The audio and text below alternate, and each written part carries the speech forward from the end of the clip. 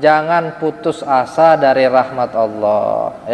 Jangan putus asa untuk mendekat kepada Allah, mendekat kepada Rasulullah, menghadiri tempat-tempat kebaikan. Jangan pernah putus asa.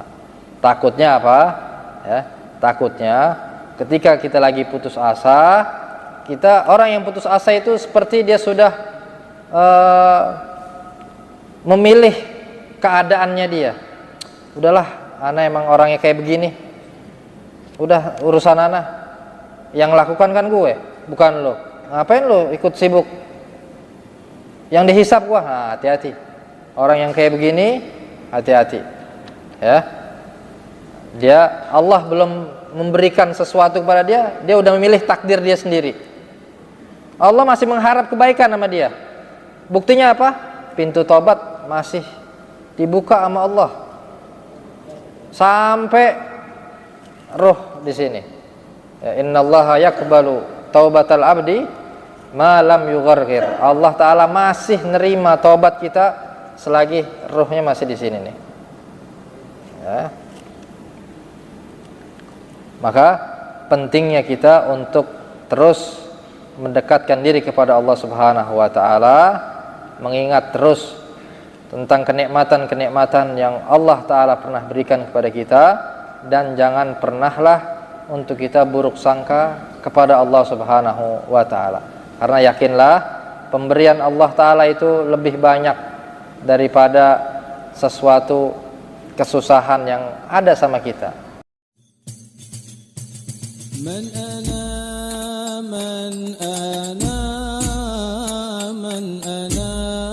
laulakum kaifama hubbukum kaifama ahwakum man ana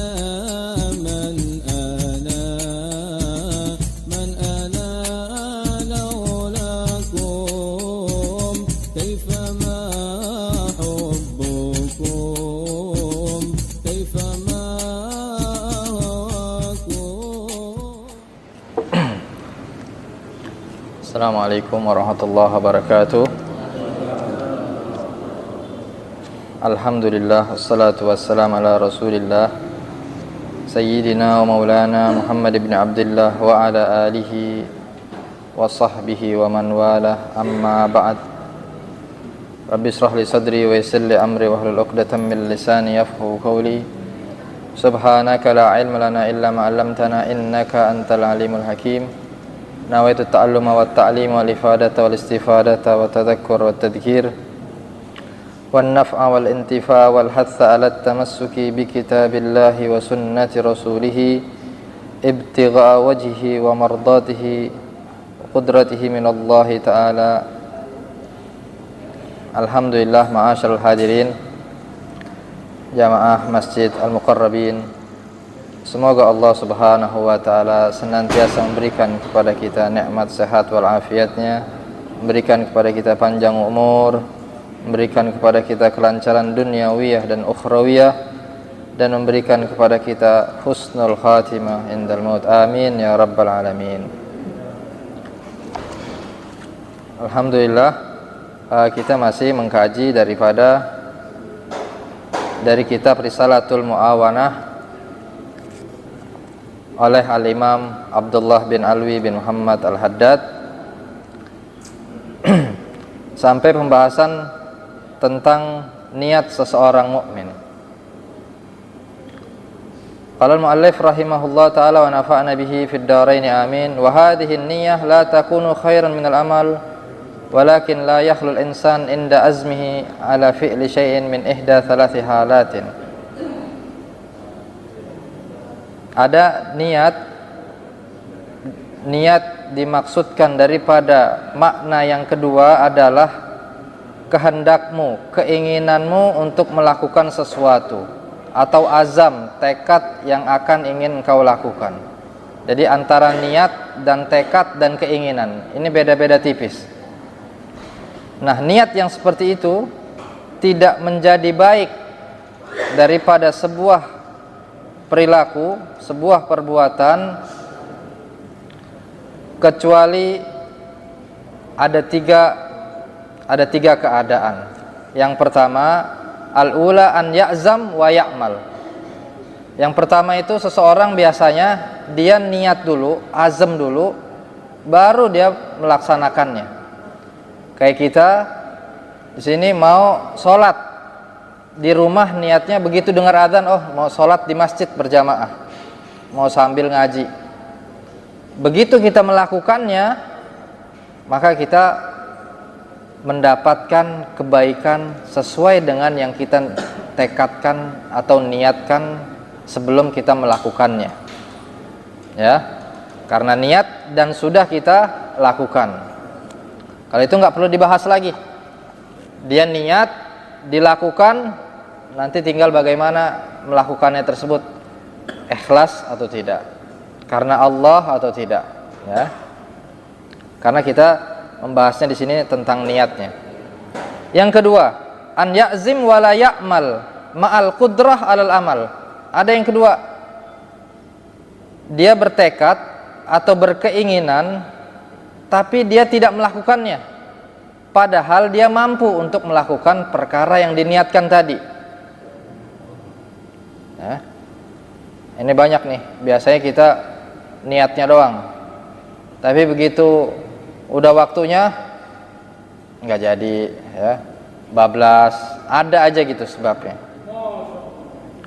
Wa hukmu hadhil halah wallati qablaha, hukum yang kedua dan yang pertama tadi di dalam penjelasan ini, qad ata mubayyinan fi ma rawa an Ibnu Abbas radhiyallahu anhuma.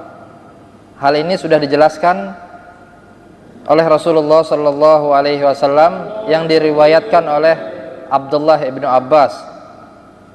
Apa yang Nabi sabdakan? Innallaha katabal hasanat wasayyiat.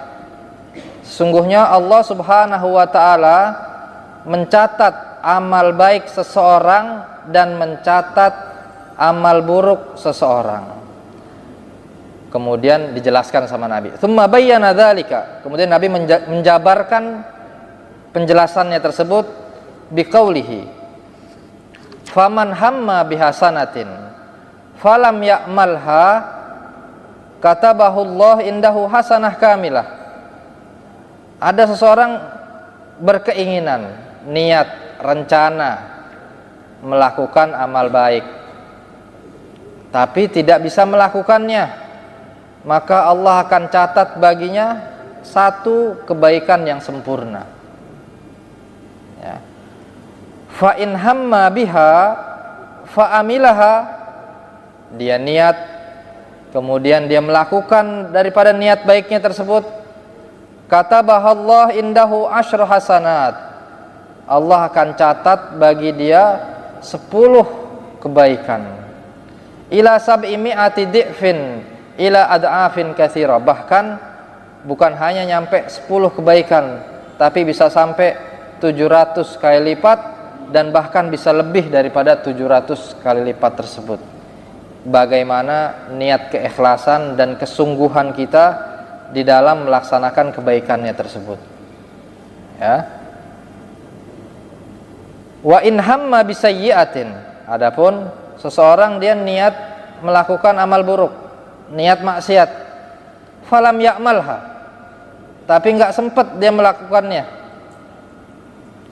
maka katabahullah indahu hasanah kamilah, Allah akan catat bagi orang yang tadi satu kebaikan. Gara-gara apa? Gagal, nggak jadi melakukan maksiatnya, nggak jadi. Tapi Allah baik, Allah masih rahmah kepada kita. Akhirnya Allah catat satu kebaikan. Fa in hamma biha, tapi kalau seandainya seseorang ada niat melakukan amal buruk, kemudian melakukannya, amal buruk tersebut, katabahullah sayyi'ah wahidah, Allah hanya catat satu maksiat. Kalau cuma dia niat keburukan, ya. Tapi nanti di sini ulama membagi lagi, mendetailkannya. Kalau ada seseorang dia niat maling, ya, kemudian tiba-tiba waktu niat maling tersebut nggak jadi. Nggak jadinya gara-gara apa? Ketahuan atau takut ketangkep polisi dan yang lain-lain. Nah, kalau yang seperti itu bisa menjadi tidak mendapatkan pahala. Tapi kalau seandainya dia gagal melakukan keburukannya tadi, gara-gara ini pernah terjadi sama tabi'in Fudail bin Iyad atau Ibrahim bin Adham kalau nggak salah. Itu beliau tobatnya itu dia mau maling, kemudian yang rumah yang mau dicuri tersebut lagi baca Quran, kemudian dia mendengarkan satu ayat yang dibaca oleh si pemilik rumah tadi. Nggak jadi, akhirnya dia maling, akhirnya menjadi seseorang ulama yang Masya Allah. Nah, dia niat tidak melakukan keburukannya tadi apa? Karena Allah Subhanahu wa Ta'ala, ya. Jadi itu tingkatan detailnya tadi. Adapun rahmatnya Allah Ta'ala, ini bisa kita masukkan di hadis ini. Ada orang nggak mau minum khamr karena kenapa? Nggak doyan, baunya nggak enak, yang nggak dapat pahala dia meninggalkan minum khamrnya tadi. Ada orang ya tadi tidak minum khamr hanya karena apa? Dia nggak doyan minum khamr tadi. Anak nggak terbiasa, akhirnya ditinggalkan, nggak dapat pahala. Jadi imtithalul amrnya dia, patuhnya dia, karena dia tidak minum khamr itu bukan karena Allah, maka nggak dapat pahala. Kenapa? Karena nggak doyan. Tapi kalau seandainya dikit aja dimainkan hatinya tadi, ya Allah, ini emang Allah larang, baru dia dapat pahala. Jadi seseorang itu bisa mencari kebaikan lewat amalan-amalan maksiat yang ditinggalkan karena Allah Ta'ala.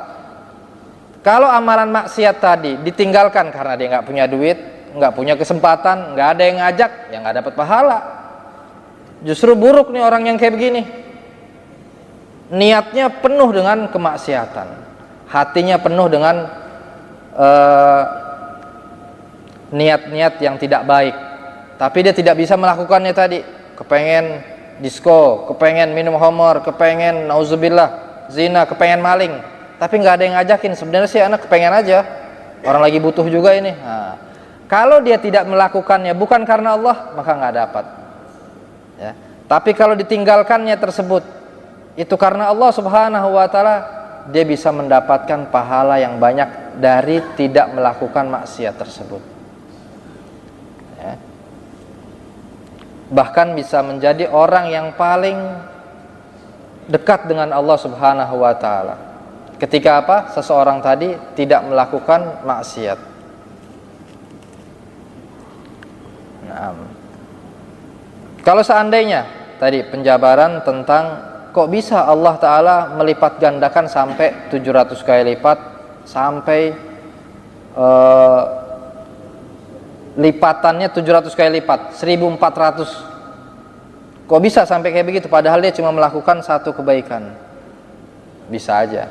Kadang-kadang orang yang datang ke sini nih, ya, ada yang penuh dengan cobaan, ada yang enggak dengan cobaan. Ya. Ada orang yang datang ke tempat pengajian, ya dia enak-enak aja. Ada yang dia harus berusaha dulu melawan hawa nafsunya, harus sabar, harus begini, akhirnya dia bisa melakukan kebaikan tersebut. Nah, dari situlah Allah bisa melipat gandakan kebaikan yang dilakukan oleh orang tersebut. Pernah dengar ceritanya Sayyidina Utsman bin Affan waktu peperangan Tabuk. Peperangan Tabuk ini disebut Ghazwatul Usrah. Tabuk itu wilayah utara Saudi, dekat dengan Suriah. Peperangan yang lumayan jauh di zamannya Nabi, paling jauh peperangan itu ke daerah Tabuk. Di masa paceklik sampai ada 3 golongan. Di perang Tabuk itu ada 3 golongan daripada sahabat. Ada yang bukaun, orang-orang yang nangis. Kenapa dia nangis? Karena dia kepengen perang tapi dana nggak ada. Itu disebut di Al-Quranul Karim. 3 golongan orang-orang yang ikut perang Tabuk. Ada lagi orang yang ada uzur. mereka sakit, akhirnya izin sama Rasulullah untuk tidak ikut perang. Ada lagi mereka-mereka al-mukhallafun yang tidak ikut perang, entah dari awal atau di pertengahan jalan, yaitu orang-orang yang munafik. Ya, orang-orang munafik, bahkan mereka melarang kepada sahabat Nabi, nggak usah keluar ya Rasulullah, ini masa paceklik, yang bener aja kita mau ngapain, mau perang. Kurang lebih jaraknya 900 kilo dari Madinatul Munawwar ke Tabuk itu. Ya. Orang munafik, dia dari awal sudah melarang orang untuk nggak usah ikut peperangan. Yang sudah terlanjur ikut perang, di pertengahan jalan dia bangun kemah, dia hanya nyampe situ doang, nggak nyampe sesuai yang diarahkan oleh Rasul Shallallahu Alaihi Wasallam. Tapi pada saat itu Rasulullah mengatakan kepada sahabatnya, ayo, siapa ini yang mau berjuang di jalan Allah? Sayyidina Abu Bakar datang, ya Rasulullah, ini harta aku semuanya untuk peperangan ini. Apa yang kau tinggalkan untuk keluargamu? Aku tinggalkan Allah dan Rasulnya. Itu keimanan yang dimiliki oleh Sayyidina Abu Bakar As-Siddiq. Dia niat dan dia melakukannya seluruh hartanya. Sayyidina Umar bin Khattab hanya bisa setengah hartanya. Ya, Sayyidina Umar bin Khattab setengah hartanya. Kemudian datanglah Sayyidina Utsman bin Affan. Sayyidina Utsman datang dengan ribuan unta. Ya, dari alat transportasi pada saat itu, onta, ba'ir, faras, ya, unta, kuda, dan keledai. Itu Sayyidina Utsman bin Affan menyumbangkan di jalan Allah Subhanahu wa taala sangat banyak. Sampai-sampai apa? Sampai-sampai Rasulullah mengatakan, ma dharra Utsman ma fa'al ma amila ba'dal yaum. Ini Sayyidina Utsman udah enggak ngapa-ngapa lagi. Udah bebas pulsa. Saking banyaknya yang dia sumbang. Ya. Itu yang dilakukan oleh Sayyidina Utsman bin Affan radhiyallahu taala anhu. Ya. Dalam riwayat lagi, Sayyidina Utsman datang dengan, jadi pakaian gamis kumam, ini namanya kum. Kalau gamisnya kayak orang Sudan tuh, ini kan gede-gede nih. Itu segini, isinya emas semua, uang. Kemudian ditaruh di sininya Rasulullah Shallallahu Alaihi Wasallam. Saking banyaknya, dan Rasulullah pun mengatakan demikian. Engkau ya Utsman, udah tidak ada hal yang membahayakan lagi untukmu wahai Utsman bin Affan. Saking banyaknya yang disumbangkan oleh Sayyidina Utsman bin Affan. Nah, daripada sahabat-sahabat yang menyumbang, yang tidak ikut perang karena memang dananya terbatas, mereka disebut di Al-Quran al-bukaun, orang yang menangis. Ya. Kemudian mereka yang udzur, tapi udzurnya beneran, sebenarnya dia mau berangkat, cuma karena mungkin keluarganya ada yang sakit, tidak ada yang orang laki di rumahnya, hingga akhirnya dia izin.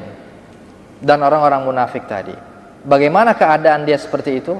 Nah, keadaan dia seperti itu tergantung Allah Ta'ala menimbangnya niat dan yang sudah dilakukan oleh orang-orang tersebut. Orang-orang bukaun yang nangis tapi nggak ikut perang, dia dapat pahalanya. Ya, dia mendapatkan pahalanya. Itu keadaan yang ketiga tentang niat tadi. Yang ketiga adalah an ya'zim ala fi'li amrin la yastati fi'luhu. Dia niat untuk melakukan sesuatu tapi dia tidak bisa melakukannya.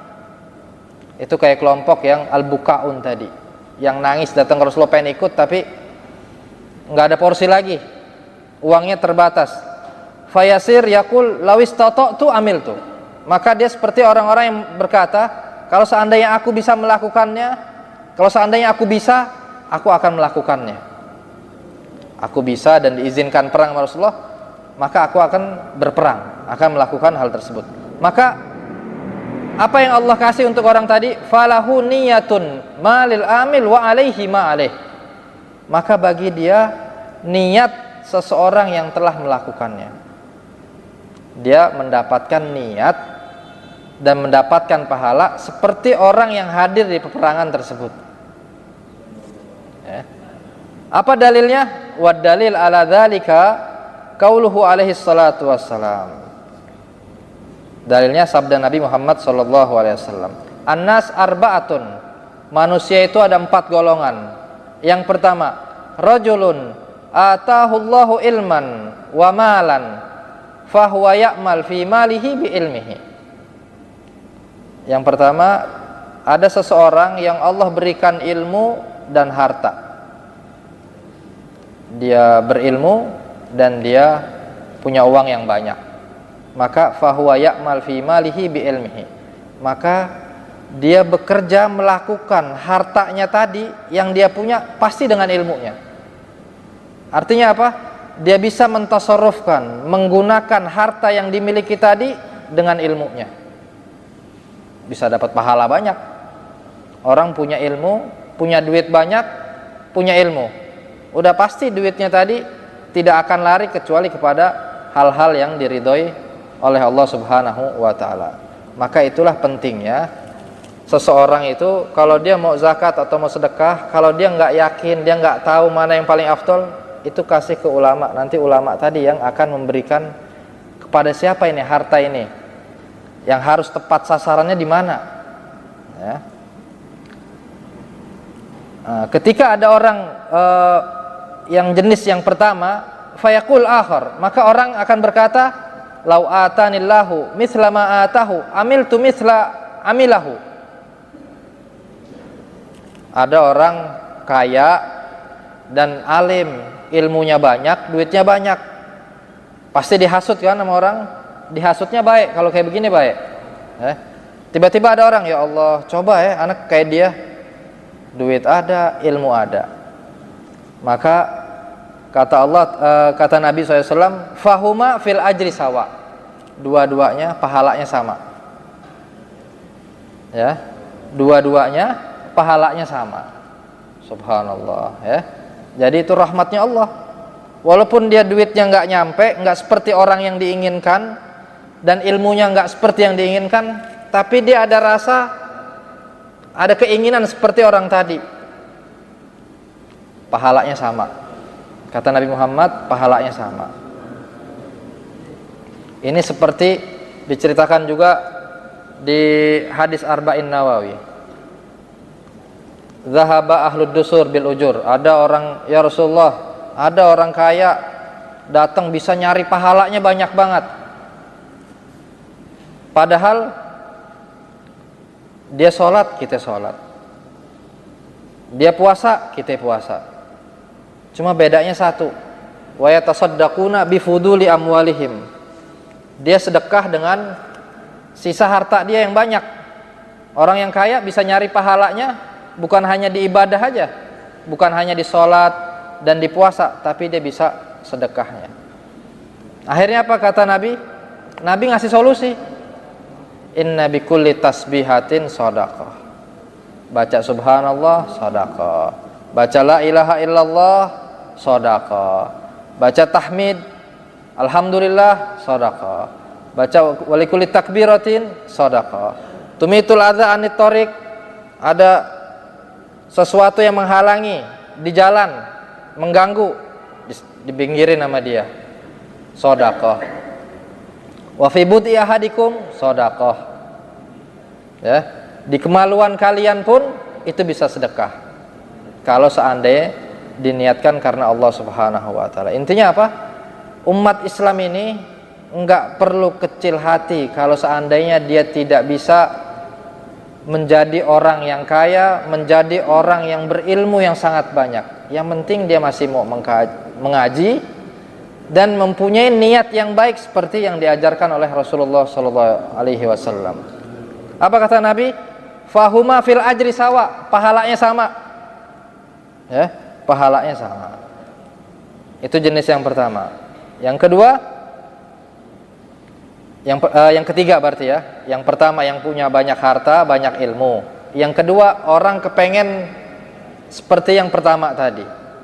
Yang ketiga, rajulun atahullahu malan wa lam yu'tihi ilman.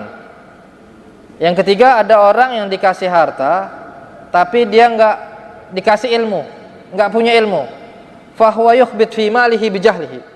Orang kayak tadi biasanya hartanya itu rusak, hartanya ya dikendalikan oleh kebodohannya dia. Kebodohan dia di dalam beragama itu yang akan mengendalikan hartanya dia. Pasti nanti larinya ke sesuatu hal-hal yang tidak diridhoi oleh Allah Subhanahu wa taala. Akhirnya apa? Ini orang yang keempat nih. Tiba-tiba ada orang yang kepengen kayak dia tadi. Lau atanillahu mithla ma atahu, amiltu mithla amilahu, fahuma fil wizri sawa. Nah, ini bahaya nih.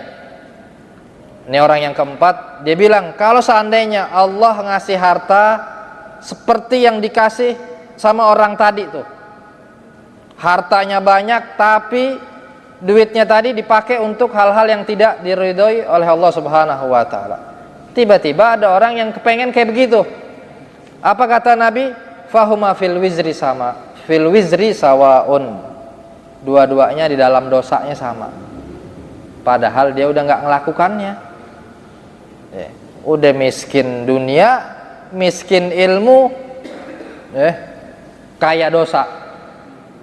Nggak ngelakukan. Gara-gara apa? Gara-gara dia tidak mengaji, tidak faham agama. Akhirnya keinginannya dia tidak terkontrol, keinginannya dia tidak seperti yang diajarkan oleh Nabi Muhammad sallallahu alaihi wasallam, ya. Tidak seperti para orang-orang saleh terdahulu, para salaf terdahulu yang mereka betul-betul di dalam niatnya sangat baik dan di dalam perilakunya sangat baik. Mereka juara di dalam niat dan juara di dalam melakukan amal baik. Nol. Ketidakbaikannya itu kosong, mereka itu nggak mempunyai niat kecuali niatnya baik semua. Dan itulah manfaat daripada kita mengkaji ilmunya Nabi Muhammad sallallahu alaihi wasallam, ya. Jadi hasud yang diperbolehkan, hasud diperbolehkan itu bahasanya ghibtah. Kalau hasud itu apa? Keinginan kita kepada seseorang dan mengharapkan hilangnya nikmat tadi sama orang tadi, sama orang yang kita inginkan tadi. Itu namanya hasud dan itu dosa. Tapi kata Nabi, boleh. La hasada illa fitnaten. Tidak dinamakan hasud di dalam dua kelompok ini. Apa itu?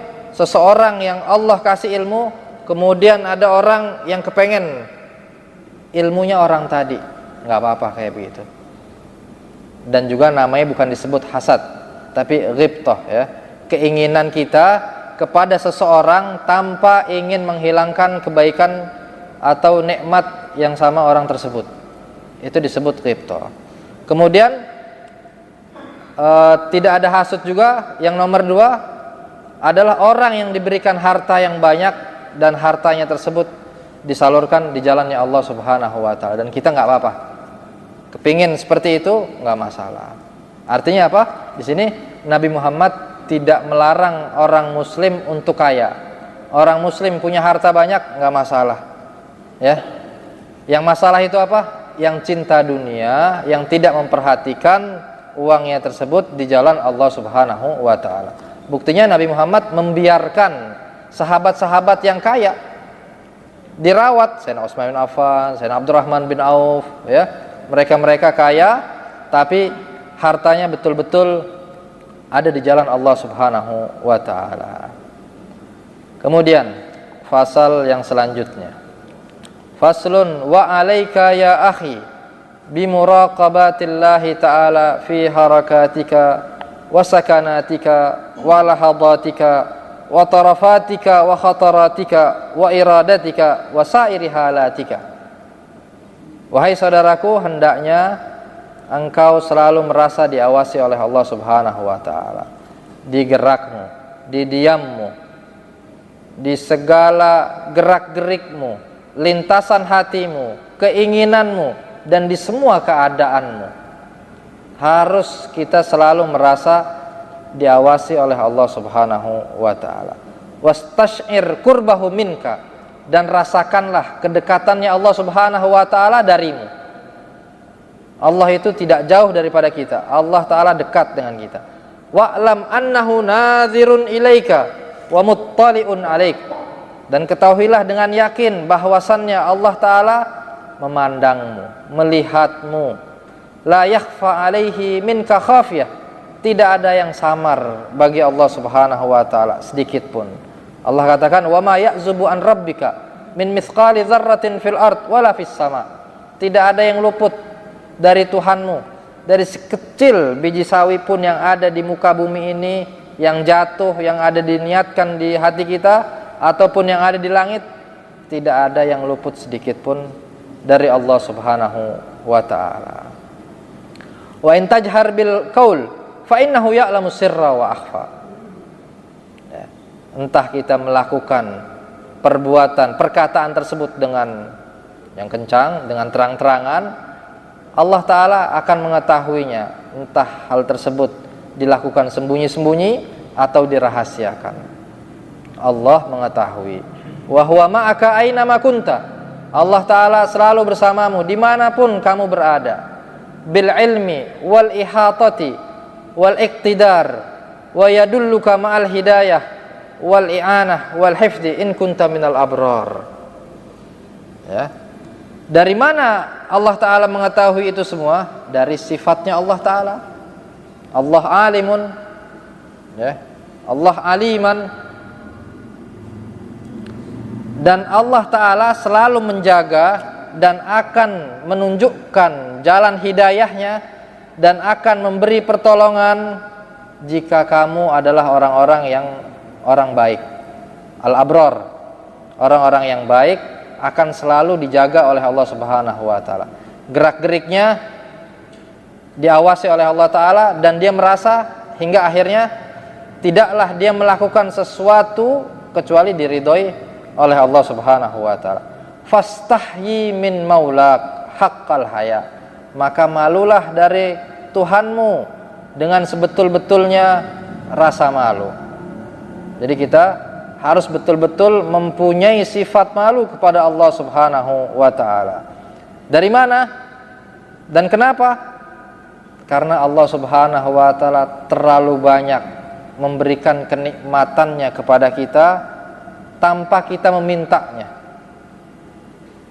Setiap bangun tidur Allah masih memberikan kesempurnaan, memandang kita masih sempurna, gerak masih sempurna, masih bisa bicara, masih bisa makan enak, masih bisa mendengar, tanpa kita meminta sama Allah, ya Allah jagalah pandanganku, mataku agar bisa fungsi lagi. Kita kadang-kadang jarang minta kayak begitu, tapi Allah ngasih terus. Jadi seakan-akan kita sudah nggak pantas lagi untuk mengeluh kepada Allah Subhanahu wa taala. Kalau kita mau ngeluh, apakah kita tidak malu dengan Nabi Muhammad sallallahu alaihi wasallam? Nabi Muhammad kurang butuh apa? Kurang susah apa? Kurang berjuang apa? Tapi Nabi Muhammad melakukan kehidupannya dengan bersyukur, dengan bahagia, mengajak orang lain agar bersyukur kepada Allah Subhanahu wa taala. Wajtahid an la yaraka haitsu nahak. Kata Imam Haddad, dan bersungguh-sungguhlah engkau tidak dilihat Allah Subhanahu wa taala di saat kamu melakukan hal-hal yang dilarang oleh Allah Subhanahu wa taala. Artinya jangan sampai kita pernah terlihat ketika kita melakukan hal yang dilarang oleh Allah Subhanahu wa taala. Wala yafqiduka haitsu amaraka. Dan kita jangan sampai pernah absen di sesuatu yang Allah Ta'ala perintahkan, yang Allah wajibkan, kita selalu ada di situ. Di perkara-perkara yang Allah larang, kita tidak ada di situ. Wa'budhu ka'annaka tarahu fa illam takun tarah fa innahu yarak. Dan sembahlah Allah Ta'ala seakan-akan engkau melihat Allah Ta'ala. Jika tidak bisa, yakinlah Allah Ta'ala melihatmu. Ya. Wa mata ra'aita min nafsika takasulan. Nah, ini sekarang obatnya. Imam Haddad ngasih resep. Kalau kapanpun di saat kamu merasa dirimu malas an ta'atihi, lagi malas melakukan ketaatan, au mailan ila maksiatihi, atau ada rasa kecondongan ingin maksiat, fadzakirha bi annallaha yasma'ak wa yarak wa ya'lam sirrak wa najwak. Ingetin, kita omongin hati kita, Allah Ta'ala melihatmu, Allah mendengarmu, Allah mengetahui dimanapun tempat persembunyianmu. Fa illam yufitha hadza dzikr, kalau seandainya nggak mempan nih nafsu tersebut, kita ingetin kayak begitu nggak mempan, liqusuri ma'rifatiha bijalalillahi ta'ala, karena kita betul-betul tidak mengetahui Allah Ta'ala, tidak mengetahui hakikat daripada Tuhan kita. Fadhkur laha makanal mulkain al-karimain alladaini yaktubanil hasanat was sayyiat. Maka ingetin, ini kita ini selalu diawasi sama dua malaikat, Raqibun Atid, yang nyatet amal baik dan mencatat amal buruk. Apa Allah katakan? Idh yatalaqqal mutalaqqiyan 'anil yamin wa 'anis shimali qa'id ma yalfidhu min qaulin illa ladaihi raqibun atid. Hati-hati, ini dua malaikat ini selalu memantau di kiri, di kanan dan di kiri, ya. Tidak ada satu lafaz pun yang kita ucapkan kecuali malaikat raqib dan atid mencatatnya, ya. Enggak mempan juga resep yang ketiga nih.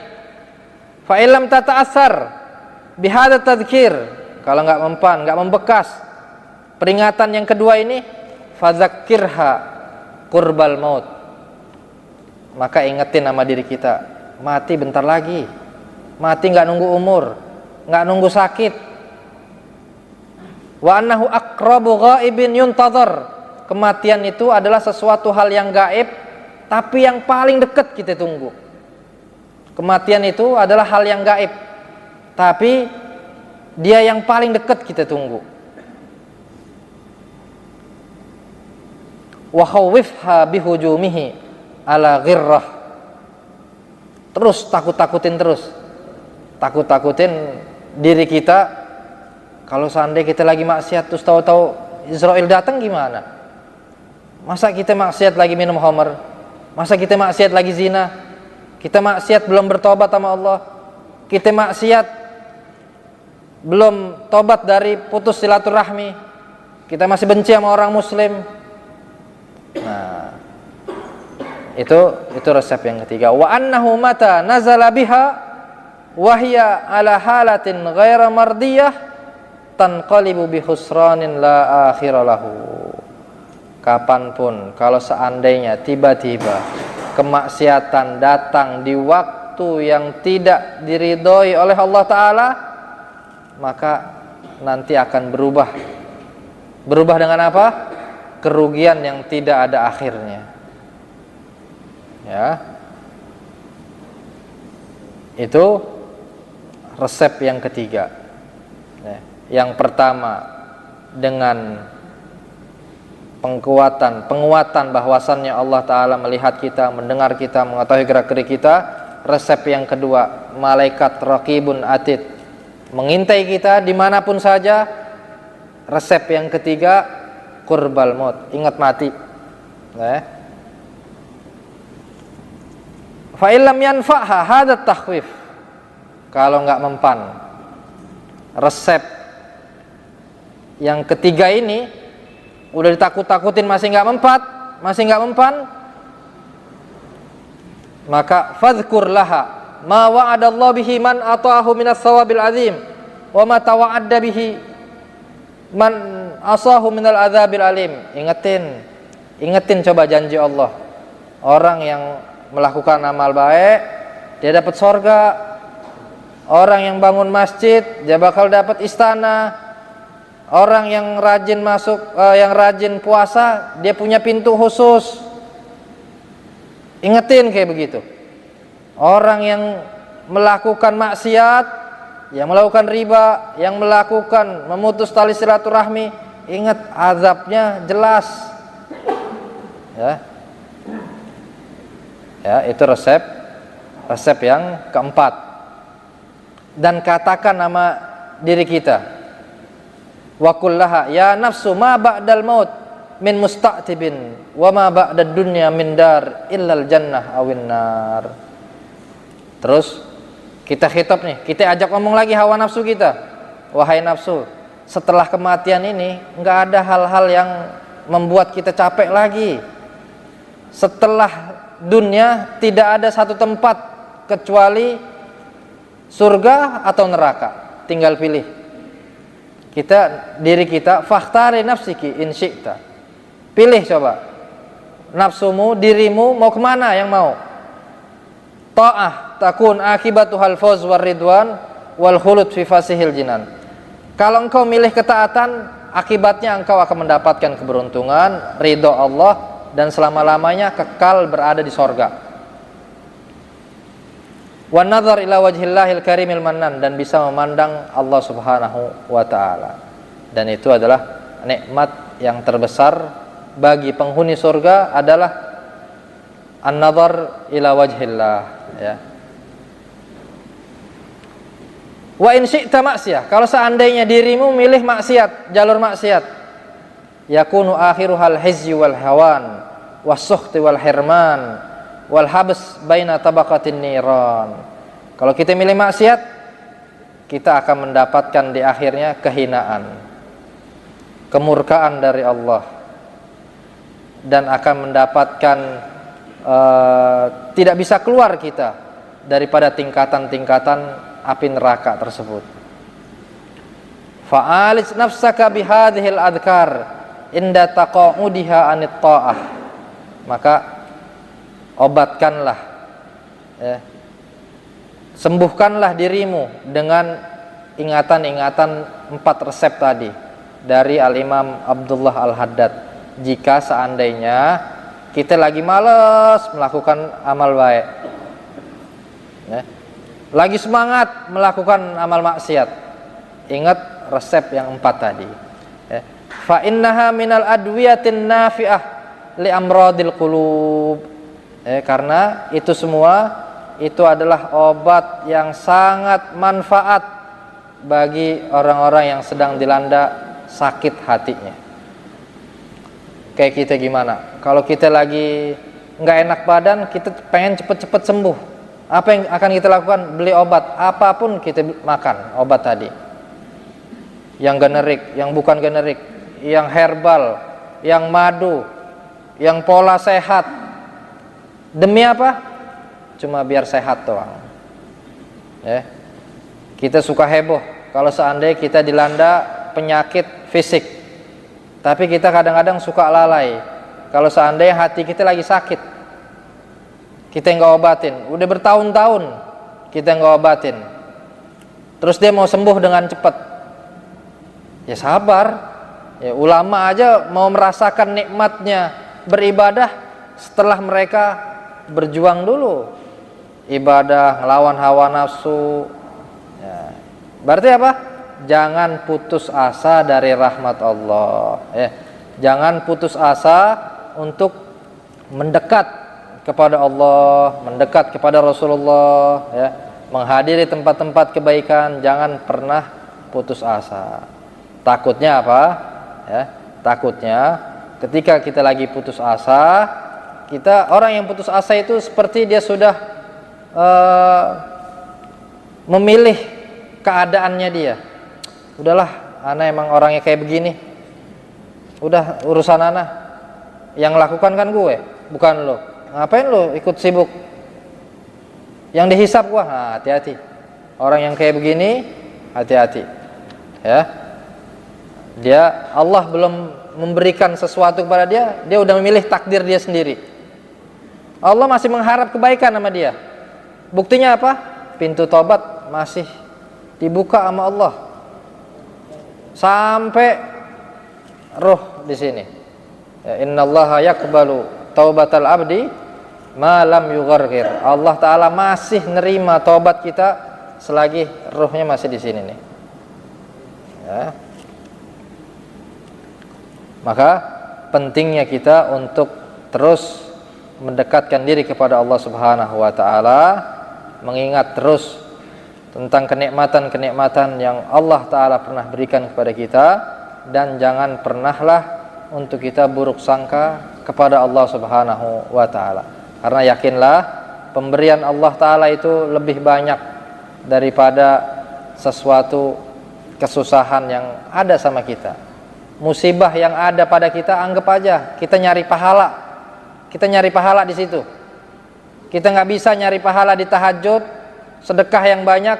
Paling tidak ketika kita lagi diberikan musibah sama Allah Ta'ala, kita bertahan, bersabar untuk tidak melakukan maksiat di waktu kita lagi diberikan musibah sama Allah Ta'ala.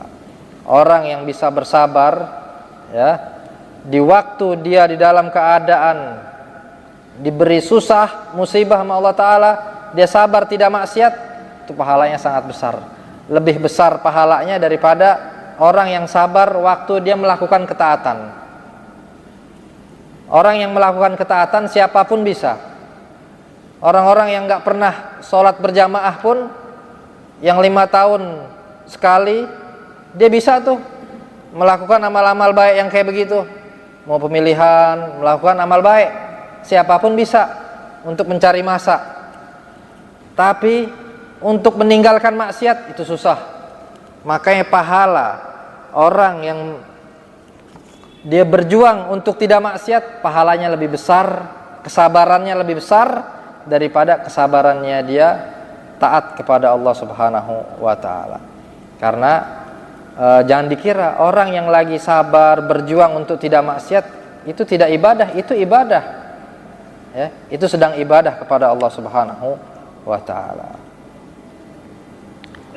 Nah, wa'lam annal muraqabah min asyrafil maqamat wa arfa'ul manazil wa a'lad darajat. Ketahuilah, orang yang merasa diawasi itu adalah termasuk kedudukan yang paling mulia, kedudukan yang paling tinggi, derajat yang paling tinggi. Wahya maqamul ihsan, itu adalah kedudukan ihsan. Rukun agama itu yang ketiga ihsan. Yang pertama iman, Islam, iman, dan yang ketiga itu rukun agama al-ihsan. Apa al-ihsan itu? Al-ihsan itulah anta'budallah ka'annaka tarah fa illam takun tarah fa innahu yarak. Lebih detail dengan tauhid dan akhlak. Itu rukun ihsan yang membenarkan ibadah kita agar ikhlas, agar mencintai Allah Subhanahu wa Ta'ala. Itu adalah rukun ihsan, dan hal tersebut itu penting untuk kita selalu menumbuhkan rasa ihsan kita kepada Allah Subhanahu wa Ta'ala. Bismillahirrahmanirrahim. Allahumma salli sallim ala sayyidina Muhammad wa ala ali sayyidina Muhammad. Salatan taghfiru biha dzunub wa tusli bihal qulub wa tantaliqu bihal usub wa talinu bihas su'ub wa ala alihi wa sahbihi wa man ilayhi mansub. Rabbi zidna ilman wa nasirna fi rizqina wa barik lana fi ma razaqtana waj'alna mahbuban fi qulubi ibadik waj'alna azizan fi uyunihim waj'alna wajihan fid dunya wal akhirah wa minal muqarrabin ya katsiran nawal ya hasnal fi'al ya mubdi'an bila mithal lakal hamdu wa lakal minnah wa lakal syaraf ala kulli hal.